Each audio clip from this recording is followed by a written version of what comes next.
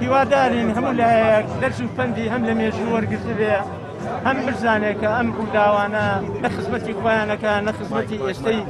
هەرێمی کوردستانەکە نە خزمەتی ئایندەی کوردستانیش دەکا بۆیە هەبوومانە بێ پشت و درێژ بین و هەوڵ بن چێشەکان بە شێوەی چتر هاوپەیمانانتان ئاگادار کردوەتەوە بەردەوامین هەنگاوەکانمان بەرەو پێشەوە چووە ئومێدمان وایە کە لێکتێگەیشتنی زیاتر و باشتر و هەنگاوی باشتر بچینە پێشەوە دڵنیانی کە ئەتوانین سەرکەوتوو بین لە بوارەش چاکسازەکانی وەزارەتی پێشمەرگە هاوپەیمانان لەوە ئێستا بەکوێ گەشتە چەند خاڵی جەمەجێت هەنگاوی فراوان نراوە لە مەسەلەی چاکسازیە بەڵام ڕاستی ئەبێ ڕێکەوتنێکی سیاسی لەسەر ئاستی باڵایە بکرێ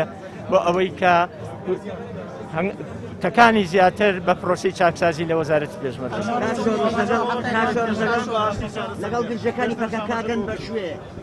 هیوادارین کۆتایی بە هەموو گرژیان شۆڕژیەکەی 1970 چۆن ڕێک دەخرێتەوە لە چوارچێوەی چەتری وەزارەتی پێشمەرگە دەستی پێکرا و ئەو هەنگاوانەی کە بۆ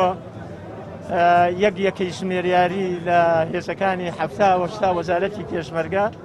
کە هەمویان لە یەکەی ژمێریاری گشتی لە موچەوەرەگرت ئەمە هەنگاوێکی سەرەتایی بەڵام بنەڕەتی و